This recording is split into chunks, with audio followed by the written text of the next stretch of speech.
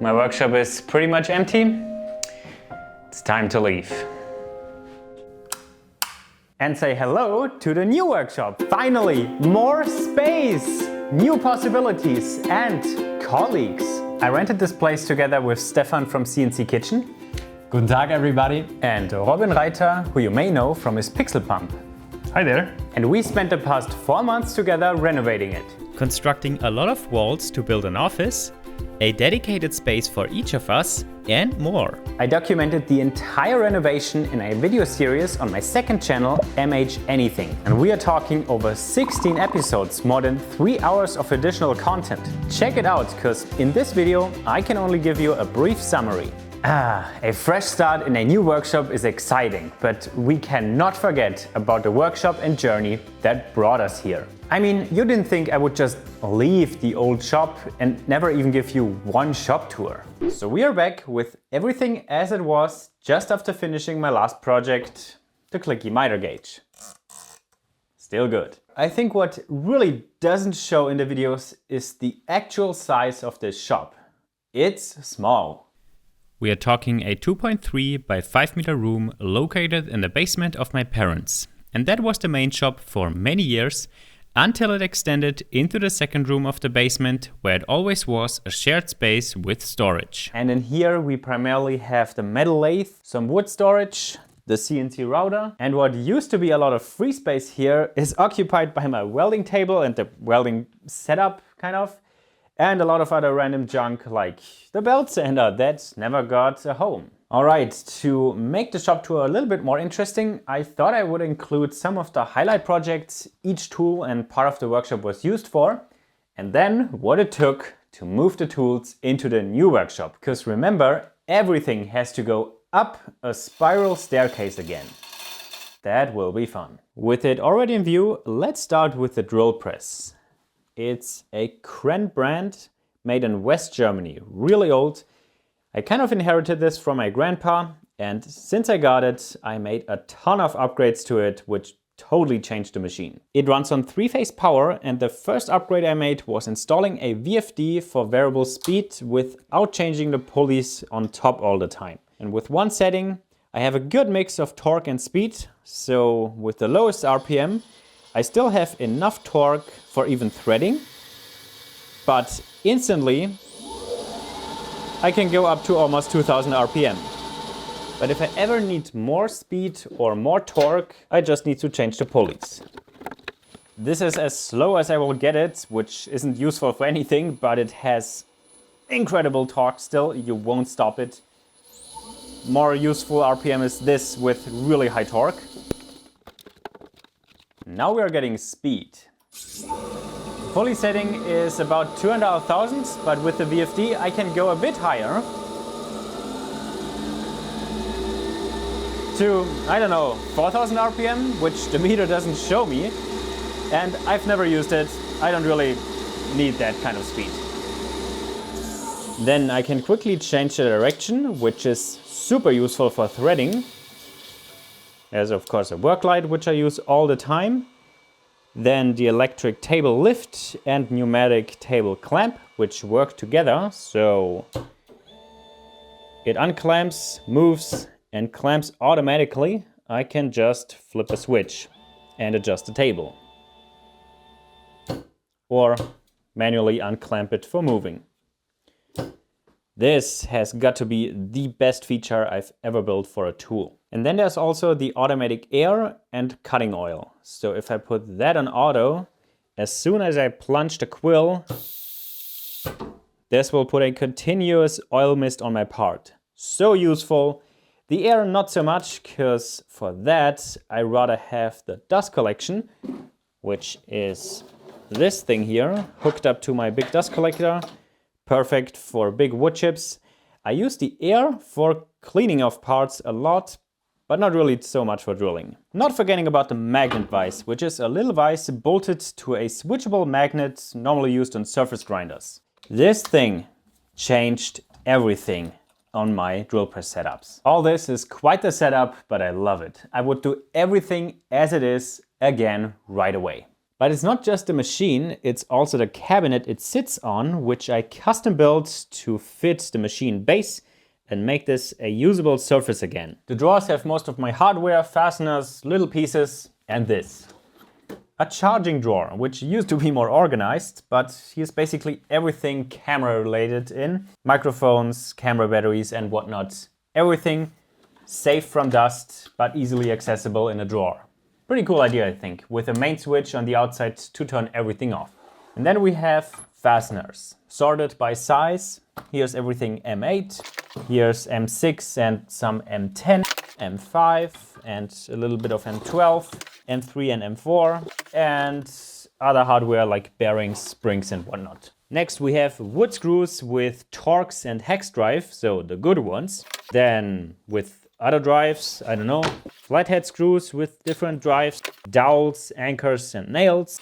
I don't even know, angle grinder stuff and I don't know, and glue and lubricants. Another bigger drawer on slides with the vise and some machining stuff. Then everything that's related to a drill or what's spinning. Measuring equipment. Yeah, classic. Why? Some of the measuring equipment. Now it gets really random. I don't know, stuff. Seals and O-rings. And again, random stuff. Finally, the little vise mounted to the corner on a platform so it can swivel 90 degrees. And it has my first ever 3D printed project, little soft jaws that are falling apart. The highlight project with the drill press was actually all the upgrades, which also was an incredibly successful video. But after that, every job on it was simpler, like making parts for my camera gantry, the belt sander, or all holes in my homemade welding fixture table. Getting it out of the workshop was relatively simple. The machine is still manageable with 2 people, and the base cabinet can come apart for transport. Setting it up in the new shop then was also done in less than an hour. Well, this nice and bright shop was a lot of work and started out as this. No walls, no office, no rolling gate. Well, under construction.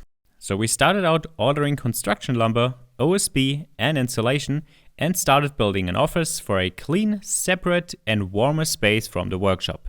This is the top view of the rented space with rough dimensions, and here's the office wall we started with. While that's going, back to the shop tour. Next to the drill press comes the router table. And every time I used it, I pulled it out like this. It's one of the builds I made more than 11 years ago before I started making videos. I just have upgraded the router a few years ago to a more powerful one and made modifications to its lift and the insert plate. Everything else remained unchanged, even the fence that has never been truly square to the table and has 2 movable pieces to adjust the gap, which I never did. In the drawer we of course have bits and other accessories, but not much because this drawer sucks. The specialty about it is, even though it's so narrow, it's really hard to tip over because I put a heavy weight in the bottom plate to get a center of mass down to the ground. It is on wheels with brakes that really suck and don't do anything. So if I wanted it solid, I would always grab some piece, clamp it to the table and put it in the vise. So annoying every time. But even though it did some great work like the curved shelf that I'm still very proud of. Moving this isn't worth talking about, so... Next in line is the homemade Matthias Wandel bandsaw. I initially built it, I guess, 12 years ago, before making videos as well. And ever since, it's been a true workhorse. It's still going strong, nothing's wrong with it. I'm very happy with it. But I made a few upgrades over the years. I had issues with the original wheels and made new ones with a slightly adjusted design, and about 5 years later replaced the bearings again because I initially used cheap ones that didn't seal properly, so dust gummed up the grease. Yeah, that was a mistake. If you build a bandsaw, spend the money, buy good bearings. I've also upgraded the motor a few times because in the really early days I ran it with a drill. Then I built another motor onto it, and then this one. And this one I also upgraded with a VFD a little bit later. So with that I can also run pretty slow to cut metals, and with an included braking resistor, the blade comes to a standstill really quick. So it can go this slow, where it's super quiet, but super unuseful because no torque. This would be an appropriate cutting speed for like aluminum or brass. This for wood and faster for like thicker wooden pieces or resawing. And then of course, pretty quick stop. The drawers are a passive dust collection drawer where all stuff falls into. But I don't like the passive dust collection because, yeah, it collects the coarse stuff, but the fine stuff will still be in the air, and that's the harmful stuff. So I never ran this without active dust collection. And that's a 100mm hose connected directly behind the lower wheel. And the lower drawer is of course blades and other stuff. Great project, great machine. If I didn't have one, building one would be high up on the priority list, but then I would design it myself and change quite a few things. But this has always been one of the essential tools. It has seen a lot. Cutting tons of bowl blanks, cutting big lumber, and also aluminium. Since it's built from mostly wood, it's relatively light, so moving it was a breeze. Meanwhile, in the new shop, we made good progress with the office wall. It's the only one that got drywall on top of the OSB for better sound dampening and making it prettier. So next we could work on the interior, starting with paint, which is boring. So back to the tour. My cyclone separator for the shop vac is just as old as the bandsaw, and I wanted to replace this thing so often, but it still works. So it's a street cone upside down with a thick wooden plate on top and bottom. The pipes that go in are, I don't know, metal fence pipes. I used whatever I could find. Look at this exceptional silicone work.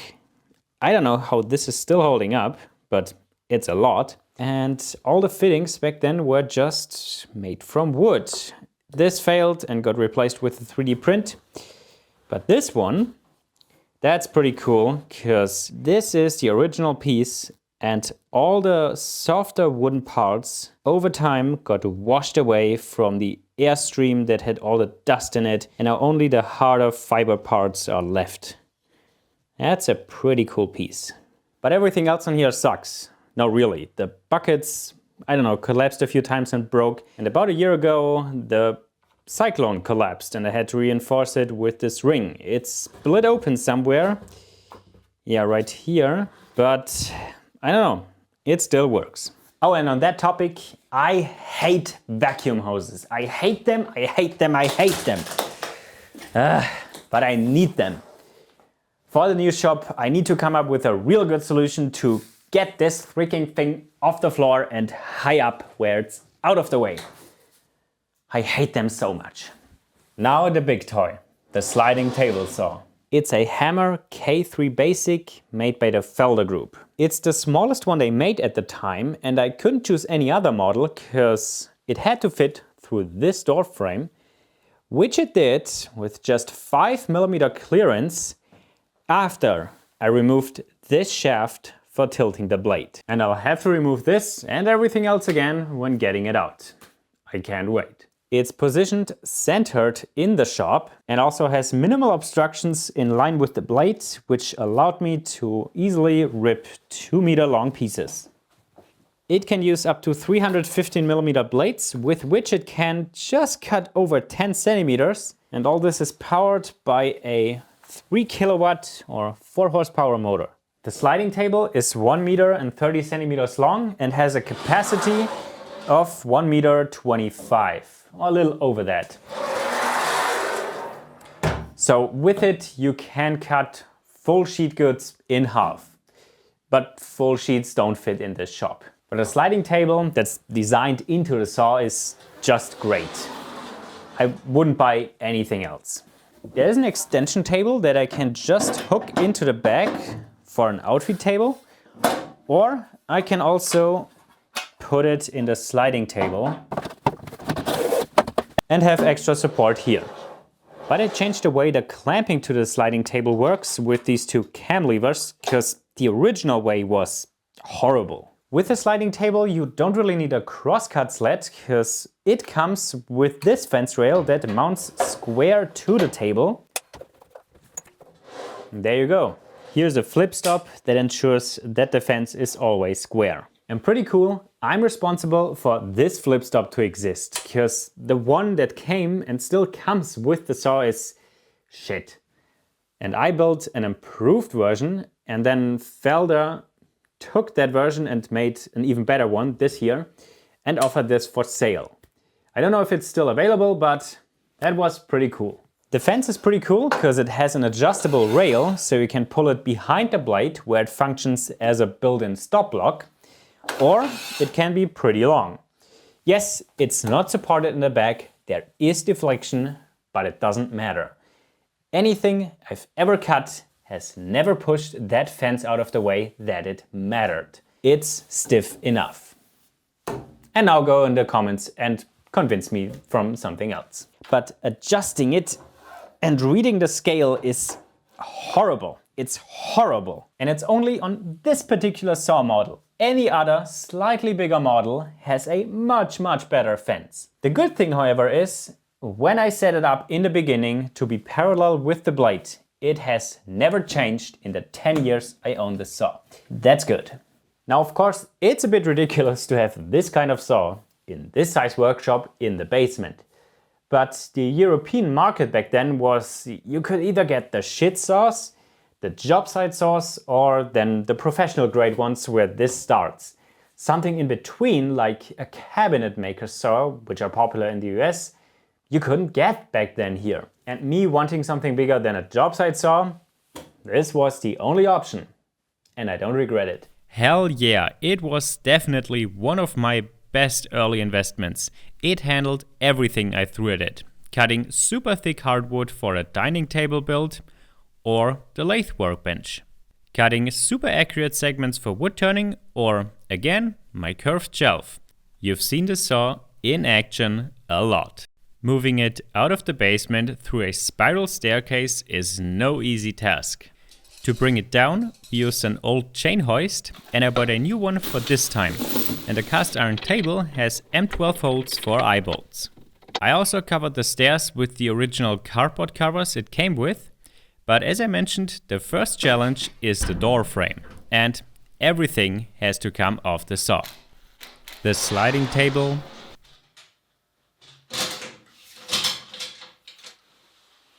the fence rail, the extension table, and the blade tilt shaft. And while at it, I also gave it a good cleaning. When you see the amount of space in person, you would never believe that the saw could fit through there, but somehow it does. It couldn't get any closer. Now we strapped the hoist to the stair above and started to pull it up. By the way, each stair is rated for 300 kilograms, so that's fine. Once up the first couple stairs, I put a big block and a board underneath as a platform. Securely lowered onto that, we could move the hoist up about 3 stairs and start over. That's the process. Slow, but very controlled. It took roughly 2 hours and nobody was hurt, nothing got damaged or even dented. Saw is upstairs. What a joy that was. Alright, let's check the progress in the new shop. There's another room in the office, which is our lounge room. We installed a small kitchen, table and couch, so it's a nice place for lunch or a short break. For lighting, we installed spotlights inside OSB panels to the ceiling. Turned out pretty nice, makes the room feel warmer, reduces echo and was cheap, because we already had the OSB. Same installation for the lounge room. And for the floor, we installed carpet all the way through. Overall, we are very happy with the office. Back to the shop tour. I do have a second table saw under this bag right here. It's really small and needs a bit of restoration, probably a future video. Behind the saw is my disassemblable workbench that carries a few benchtop tools, and yep, they are full of crap. That's how it usually was. We have my homemade disc sander, the bench grinder and the scroll saw. Yeah, full of crap. Disc sander is a very useful tool, and my homemade one has one special feature, which is this roller skate wheel behind the disc supporting it so it doesn't deflect when you sand and push against here. That works really well. It's one of my early homemade machines that I designed, which you can tell because it's not really good.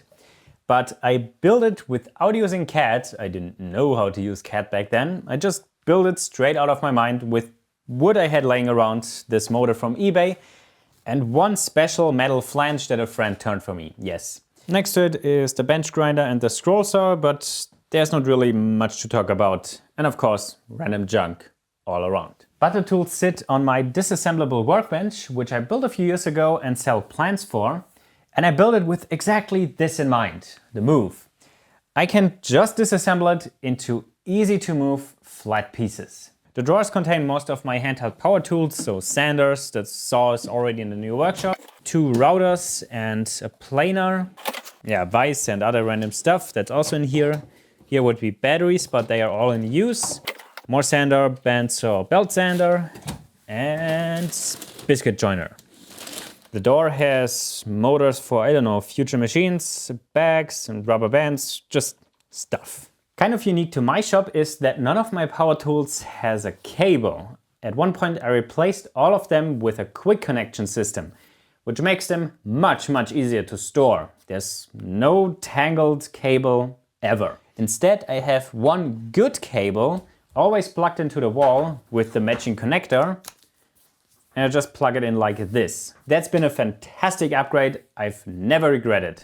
Moving it was super simple. Remove all machines and junk, pull out the drawers, unscrew the big screws, and it comes apart into sections. Next to the bench we have my wood lathe, obviously a record power brand, solid machine, 5 years warranty, which probably expired 5 years ago. I had this before I started making videos and used it a bunch. Wood turning was really fun, but I haven't used it a lot in the past years. Shifts of interest, and it's been sitting most of the time. It was very useful here and there, but now I rather have plans to use the motor and the nice bearing stuff in here as base for other machines. In the drawers we of course have lathe accessories, more lathe accessories and tools, lathe sanding stuff, random junk of course, more random junk, table saw blades. In here a bunch of paint and finishes. Not ideal to keep this in a wood cabinet, yep. And of course, more random junk. With the cabinet again pretty narrow and on wheels, I also added heavy weights in the bottom plate, I think stone plates. So center of mass is down and the big imbalanced pieces on the lathe won't tip this over from shaking. But having it on wheels is a terrible idea. It shakes, like the whole cabinet just shakes on the wheels. It should be on feet. I don't think I will keep this cabinet. But looking past the cabinets, I could turn some really nice pieces on it. A few bolts were great presents for the family, and also salad dishes for myself that get used all the time. And more recently, it was also the perfect tool for winding custom springs. Not much to say about moving it, pretty straightforward.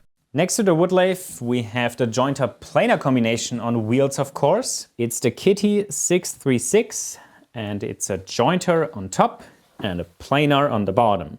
Classic combination machine. I got it used off of eBay in excellent condition, but it didn't came with the original motor, but this one. I think it's much bigger, 3 horsepower or something, really powerful. And then I upgraded the cutter head with this helical one with carbide inserts. That I wouldn't recommend. The cutter head is great and all, it's super nice, but installing it was difficult, to say the least. Like everything else, it's on wheels, so I can roll it into the center of the shop to work on longer pieces. In the drawers is sandpaper and, you guessed it, random stuff. The highlight with this machine was probably the almost 2-meter long pieces for the dining table. Other than that, it's a great piece of equipment with good capacity. The funny thing when moving this is how you underestimate the weight of this motor. Feels like an almost solid piece of steel, heavier than the entire machine itself. And then in the corner is my big homemade dust collector. Ridiculously oversized for this shop, and I loved it. Very important tool actually, because with the shop being small, the air could get dusty quick, and this made sure it stayed clean. This is also a homemade machine I built before making videos, and presenting it was actually the first video on my channel. So this is my homemade 3 horsepower dust collection system. The cyclone and the collection bin are still the original parts. The first blower eventually broke and I rebuilt it with this one. And the filter box, when rebuilding it, I also replaced with a bigger one. This is what it uses as filters, just from an air cleaner, these filter cartridges. The ductwork connects every big machine, so here the wood lathe with this thing and the planer with the additional separators, so I can collect the planer chips and use them for burning. Then it connects further to here to the disc sander. Branches off here to the top dust collection of the table saw blade and down here to the table saw itself. Next one is the bandsaw, and then it goes all the way to the drill press. But even though it's an essential tool, it has its issues and I don't plan on taking it into the new shop and rather build or buy a new one. And finally in here comes the workbench. The place where I've basically assembled everything you've seen in my videos in the past years. It's really nothing special, just a particle board top with still rough edges, some edge bending and this circular saw accident. But what I did is screw it to the wall here and here, so it will never move even though it's pretty light. Underneath we have the chair, which is also still from my grandpa, really cool. The miter saw and scrap bins. A lot of stuff happened on here. I spent a lot of time at it, but it will also not come into the new shop and stay in here. So what were the highlights on this workbench? How about the oscillating belt sander, the automatic tool changer for the CNC router, my big flattening jig, and of course the lifting table. And now finally we have the tool wall, my main background when I was explaining anything. Safety equipment, clamps, glue, sanding blocks, saws, more clamps, more clamps, more clamps, hand planes, chisels, files, screwdrivers, drill bits, pliers and pens, marking equipment, hammers, more screwdrivers, drill bits, Forstner bits, more stuff, wood drill bits and cordless drills and other tools. Everything has its own custom holder, so it's ready to use, but more importantly, everything has its home. All tools need a home, because otherwise they will clutter on the workbench or you lose them. And as you can see, I'm also not in Team French cleats. Everything is just screwed to the wall and I think I can pack my tools much tighter that way compared to a French cleat. The rearranging benefit of French cleat isn't really one for me, because when I have a setup, I don't really change it and all the remaining cleats would just be wasted space. We can also not forget about this, my homemade sliding shop door. Now, before we go into the second room, let's check the progress in the new shop. After finishing the office, we started construction of the workshop area. We are 3 individuals with different shop requirements and decided to split the whole space up into 3 closed shops and 1 shared space with the rolling gate. This meant the construction of many more walls. If you wonder why we went with the wood instead of metal construction, it came down to already having tools and experience with wood. Also, any leftover construction lumber is still useful for other projects. What we used is 60 by 80mm construction lumber, 80mm wood fiber insulation and 18mm OSB. Super useful as a shop wall, because you can hang stuff everywhere. And while the new shops get constructed, let's go back to the old shop.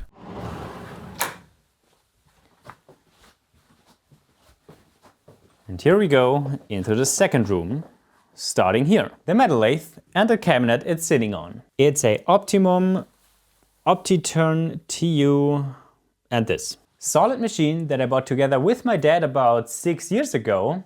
Funny story is, back then I didn't know how to use a lathe or what even to do with a lathe. My dad just meant it would be useful to have a lathe, and I was like, sure. But now looking at my more recent projects and getting more into machining, this obviously is one of the most important tools. It's all pretty standard for a lathe, except it only has a lead screw and no feed shaft and also no cross feed, which is really unfortunate. The special thing about it is the variable speed, which is also kind of shit. Just look. It takes a really long time for it to get to speed.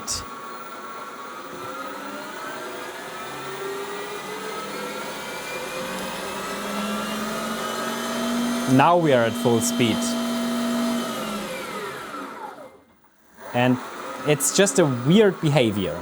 Knowing this, we would now of course choose a gearbox machine and also one that has proper feed and cross feed. There of course is a multi-fix style quick change tool post, which is kind of essential. Morse taper 2 tailstock and an addition I made, which is this way cover that works for the whole range and has one special feature, a quick release. For easy cleaning or if I need a full swing over the bed, which never happened. In this hole of the 3D print is a spring-loaded ball that snaps in place with this piece. The same is on the sled, but here's also a metal cover so it survives the hot chips. Best addition because I can safely grind and sand on here without worrying about the waste. Which I also did frequently in the past projects to either cut through tough material or smooth out a surface. It sits on this heavy-duty cabinet I built for it. Inside is of course tool holders and lathe tooling, more lathe tooling for the tailstock, center drills and stuff, some measuring equipment and accessories for the lathe that are a bit bigger. And here is a bit of material and junk and more random junk. And as important as the lathe is for my projects now, it will not come with me. My dad still needs it, but I have a plan. That plan may be a different lathe that maybe is a bit bigger, but this will be worth its own video. Nevertheless, I could make some pretty nice and accurate parts with this lathe, like all the little parts for my homemade machines, the big pneumatic cylinder for my drill press, or this entire lathe project, the tailstock die holder. Above and next to the lathe is storage for raw material, and right beneath it is the Tormek whetstone sharpener. Super useful tool for sharpening anything from woodworking tools to knives to drill bits, metalworking tools, whatever. It will sharpen it. The cabinet of course has accessories like a different stone, polishing paste, and then all sorts of jigs for different jobs. Right next to it is my first CNC router, the X-Carve, in storage. I haven't had a use for it ever since this thing showed up. The Hammer HNC 47.82. What a weird naming system. This is the CNC router I used for all of my more recent projects, and the CNC router itself was also a huge project because I upgraded the hell out of it. Basically everything that's possible with the hardware and software it offers. The first big upgrade I made was the automatic dust shoe that automatically moves to the workpiece thickness, so I never have to set up anything manually again. Then of course the big upgrade, the automatic tool changer spindle with a 14 tool magazine that retracts to save space. What a game-changing upgrade this was. Before I would never use more than 1 or 2 tools because doing the tool change manually takes time, you have to be at the machine. With the tool changer, I don't care, whatever. 20 tool changes, go for it. It's so nice. Next upgrade was the wasteboard with hole grid to mount and align parts. With this, I don't have to tell the machine my 0 point is in this corner of the stock. No, I have this wasteboard in the software. I program my part on the wasteboard in the software, put the real part in the same location and hit start. Simple as that. And the last upgrade was the base with room for the computer and this height adjustable computer arm with controls. Altogether, solid machine. For wood, it can do aluminium, but it's not good at that. I would really like to have better metal cutting capabilities. Getting this out of the shop again was also not simple. After taking it apart, we also used a hoist. It's not super heavy, but bigger and more awkward to handle. So using the hoist made it slower, but of course safer. We surely did this right after the table saw, and after both machines were outside, we could lift them up again, drive a trailer underneath, load them up and drive to the new shop.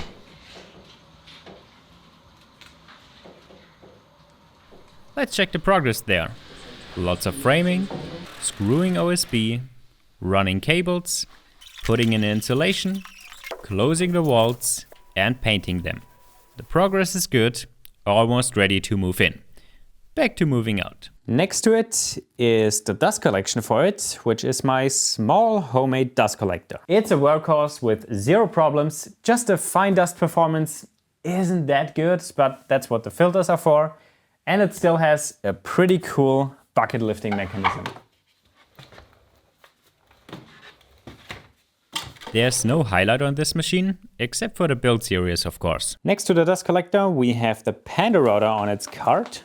The machine for making super accurate and repeatable woodworking joinery with a router and a template. And the cart I built for it has integrated storage for accessories and automatic dust collection. This is actually the second Panda router I got, because I gave the first one away in the first year of open source in 2023. It's the best event to see cool projects and your favorite content creators. Get your tickets now and we can meet and talk at open source. Then in front of the two machines and next to the lathe is the tool cart, and I just cannot manage to keep the top clean. Yeah, inside we have the CNC tooling, more tooling and CNC tooling, project stuff, bits and pieces, measuring equipment, so a nice micrometer and another set of micrometers, drawer slides, random bits and more random bits and stuff. In the middle of this room that used to be free space, there is currently my welding table set up. On there is of course welding equipment, gloves, filler, grinding discs, the project I'm working on itself. Yep, that's that. Still work in progress. And of course welding mask and this here, which I think only I have, because that's a welding mask for my camera. And with that, the camera can see what I can see during welding. This is the TIG machine I have. I got it used from a friend and so far it's done everything I wanted. And right behind, the shielding gas, argon. Yeah, I should really secure this bottle. The table setup so far, or rather my homemade fixture table, is great. I like the clamping options everywhere. It's nice. And my welds also got better. So now we come to the final machine, my homemade oscillating belt sander. Can't really say too much about it because I actually haven't used it yet. That's kind of the thing with this machine. I didn't really need it, but I wanted to build it because I like the challenge of the whole mechanism and overall the challenge of building this machine. Now I have it, which is kind of a bonus, but for me, it was building the machine. And also, since it never got a home yet, it obviously sits on my homemade wooden lifting table. This is such a nice piece of equipment. I used it on so many occasions and will make the whole move a lot simpler. And that's kind of it for this room. There are of course more things to see, like the wood storage in the back with relatively little material on it and other details, but showing that would get out of hand. But here's one more machine that you often forget about, the compressor. Outside the workshop, feeding into this distributor. So this feeds the main workshop, this feeds the second room, and this outside. And one more thing we can also not forget in my shop is lighting. For filming, bright is good. So I have 6 double LED tubes and one more here, which doesn't work. Also one back here doesn't work, but it's super bright in here. Everything is well lit and I don't need any additional light anywhere. Speaking about lighting, that was the next addition in the new shop. But here I went with LED panels across the entire ceiling. I kind of over-engineered the mounts and it's an entire video on the second channel. But the lighting is great. Woohoo! Nice!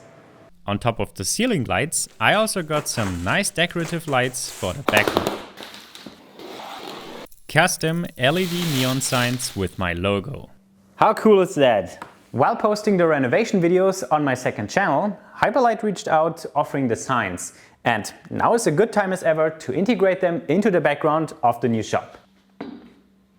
I've got the channel logo with different colors to choose from, and the full logo with white and color too. One of them will be here in the background with a hand tool wall, and the other one elsewhere in the shop. But that's an incredibly tough decision. They both look cool, but I'm not sure which one's better. While I'm figuring this out, thank you Hyperlite for the signs. Definitely check them out with the link in the description and save 6% with my coupon code for your own custom signs. The last addition for the new shop was installing the central ventilation system, because there are no windows. For that, we reached out to the company renovation and got a pretty good deal on this machine. It's got more than enough capacity for all 3 shops, options for automation, and most importantly, a heat exchanger. So heated air in winter stays mostly inside and hot air in summer stays mostly outside. The ducting was pretty easy to do ourselves and was the last major project to make the shops functional. But there was one spot where some heat pipes crossed the ducting, so we did the obvious and 3D printed a custom pipe. A perfect shape for some customization. What do you think? It's pretty cool and definitely unique. Also, big thanks to renovation. You know it, check the link in the video description. Now, what's going on in the old shop? That was the shop tour. I hope you enjoyed it and could get some ideas and inspiration from how I arranged a lot of tools in a small space. But now it's time to move and leave this shop. Still kind of sad because there are a lot of memories baked into every nook and cranny of this room. I mean, everything started in here and steadily grew bigger. But now it's gotten to a point where the space just isn't enough. I spend a lot of time rearranging stuff just to get the space for a specific task of a project. It got really annoying and there's no way I could continue in here. But it was only one chapter and it was awesome to have you on the journey, and I hope you follow me to the next.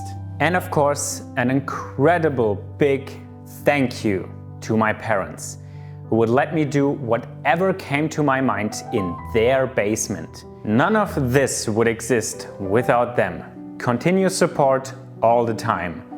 Thank you. Everything of the past 10 years is now packed inside this van and ready to be unloaded in the new shop. Since there's now much more space and no staircase, unloading took only 1 hour. And bringing in the table saw now was also a piece of cake. I also made a video about setting it up again and aligning the sliding table on my second channel, so you can see how that works. As for the new shop layout, I have a general idea in mind. The fabrication area in the back and the assembly area with lots of empty space and the door in the front. Right here is the hand tool arch with the logo sign, and here I want 2 freestanding workbenches. The fabrication area should have 2 walkways and 3 lines of tools, which should eliminate dead corners. Metal machines in the back, then woodworking machines, because my fresh air comes in the shop here and leaves it right here. So airborne dust should be directed away from the metal machines. To better visualize and tinker with the actual layout, I 3D scanned and printed models of all machines, including myself. And while I'm busy tinkering, I had one other idea. This is the old workshop squeezed into the new one, except a different workbench. Quite incredible that this lasted 10 years. Well, now the machines can spread out a bit more. And here's the first layout I think I can work with. Unlike the old shop where everything had to be squeezed together, I can now have actual walking spaces. So in the back we have the metal machines, drill press, metal workbench, tool cart, new old surface grinder, and of course the lathe. It sits centered in the room because I need access in the back to the chip tray. And it also has 2 doors that I can open. And that's just a fantastic camera angle. Woodworking machines in the middle, so router table, bandsaw, and of course table saw, jointer planer.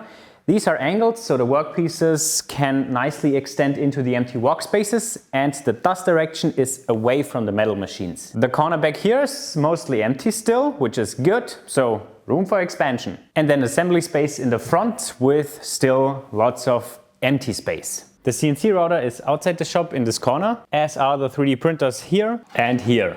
Right now, I don't know if I like it or if it's efficient, and I will only find out once I start making the first projects in here. So, what's the plan for the future? I think 3 categories of projects. First, engineering tools and machines, either over the top like my belt sander or drill press upgrades, or stuff you can build at home. Second, furniture with special features that you cannot buy. And then, surprise, surprise, machining projects. And I'm looking forward to that. Anything else will go on the second channel, so keep an eye on that as well. Every video or topic I mentioned is linked in the description, but now I'm really looking forward to the projects and journey in here. I hope you follow me along by watching the videos or even support me on Patreon.